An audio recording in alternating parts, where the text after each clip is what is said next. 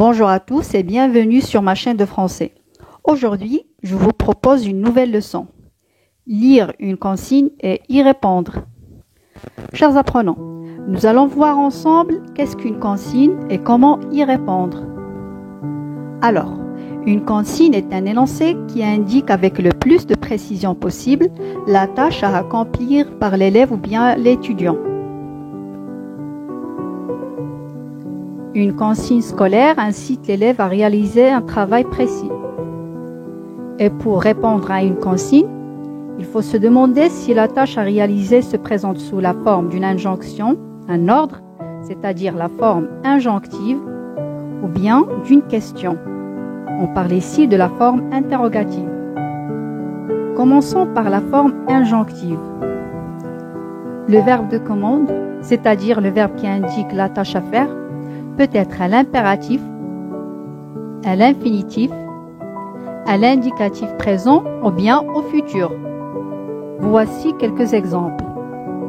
Relevez les verbes à l'imparfait. Construire le schéma. Vous racontez une sortie scolaire. Enfin, vous rédigerez le texte au présent. Chers apprenants, on doit bien comprendre les verbes de commande pour réaliser correctement le travail demandé. Je vous cite quelques verbes de commande.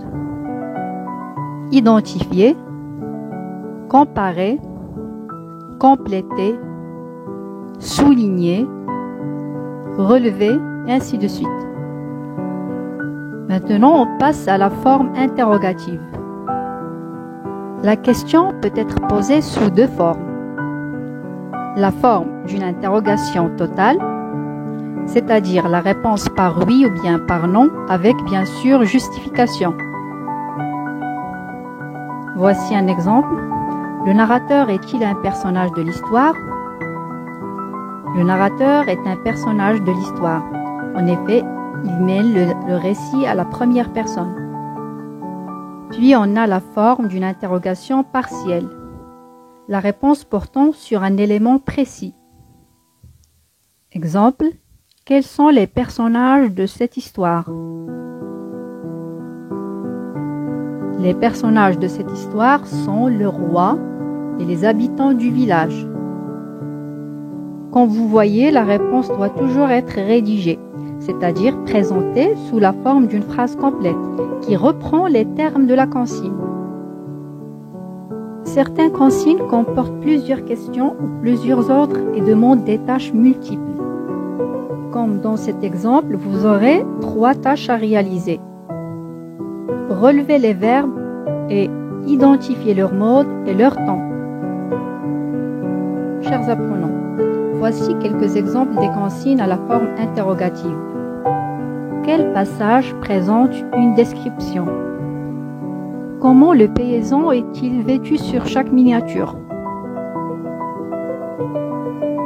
Pourquoi la fumée de cigarette nuit-elle à la santé?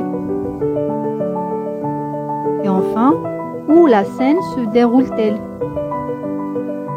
Et pour la forme injonctive, vous avez relevé les phrases de type interrogatif.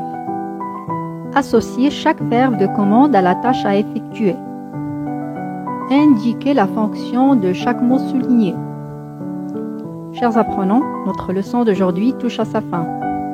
Merci pour votre attention et à la prochaine vidéo.